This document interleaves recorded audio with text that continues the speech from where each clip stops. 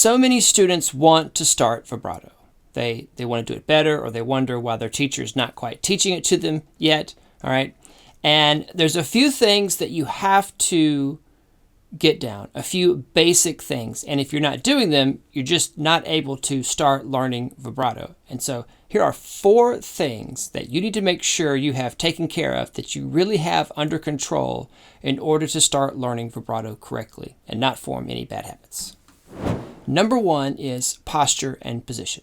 If you're finding the vibrato discussion a little slow to come to your lessons, it's probably because your teacher is talking to you way too much about the posture position itself. And this is so basic. You have to sit up straight at the cello. You have to get the cello into the correct position. If you don't, your arm cannot get to where it needs to correctly. Your arm has to be free to move and to vibrate. And this just isn't going to happen if you're not sitting at the instrument correctly. And that, of course, brings us to number 2, the left hand position, all right, and the posture, which includes the elbow height, all right, and making sure the hand is staying supported.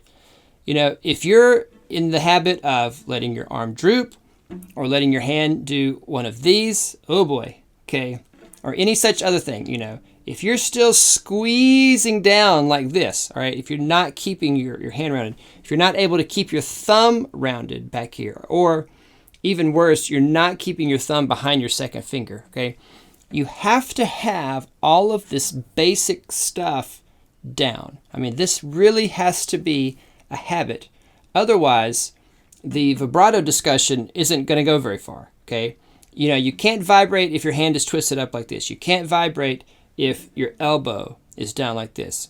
It's just not possible. It's just a few basic things that you have to make sure of, okay, before you start learning vibrato, and also to make sure that you learn it correctly without any bad habits, as I mentioned before. Number 3, I think it's important that you start shifting, right? The vibrato motion is the same as the shifting motion, and usually we start shifting in Suzuki Book 2, okay, if you haven't started shifting in some other piece yet, all right?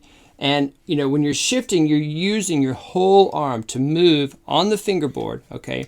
And this whole arm moving back and forth is the beginnings of the vibrato motion. So if you haven't even started shifting yet, okay, which might be another question to ask yourself, why haven't you made it to the pieces where you are shifting, okay? If you haven't gotten there yet, it's probably a good idea to hold off on the vibrato, all right? And if you want to get to the vibrato sooner, I suggest making sure you have all these things down, that you're able to learn the other pieces in a more reasonable amount of time so that you can get to those pieces where you are shifting. Number 4, which is related to the shifting, that is the sliding motion that I've talked about before when learning vibrato. You have to have the absolute correct hand position, okay, and be really supple and comfortable over here, not squeezing with your thumb, right?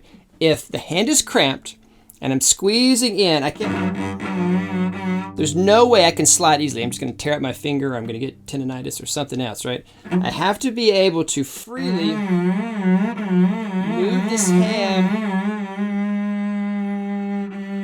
The sliding motion is so important so that I learn to stop on a single note and hear that sound continue.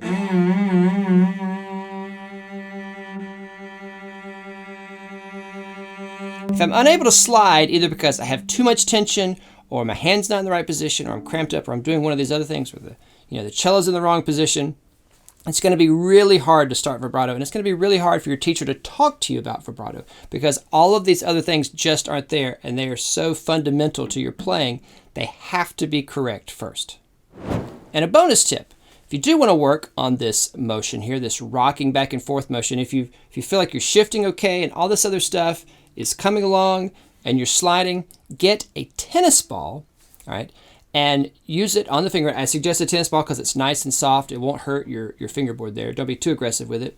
But you can actually rock your hand back and forth on the ball, and it mimics, okay, this whole arm motion that we're talking about, right? Because we don't want to get into a motion, right? We call it the twisty wristy, okay, where our bones are, see my wrist is actually flipping up there, all right?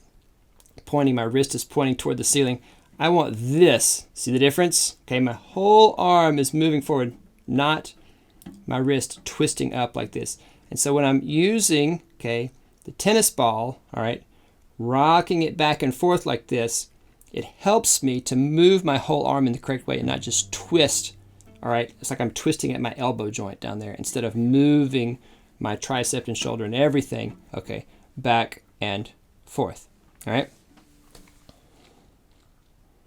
Now, if you think you might need to check yourself, or now you're wondering if you're doing some of these things correctly, all right, I've made a playlist here for you. I'm calling it the Vibrato Preparatory Playlist, where you can go and see these different items and check them out and double check and make sure that you're doing all 4 of these things correctly.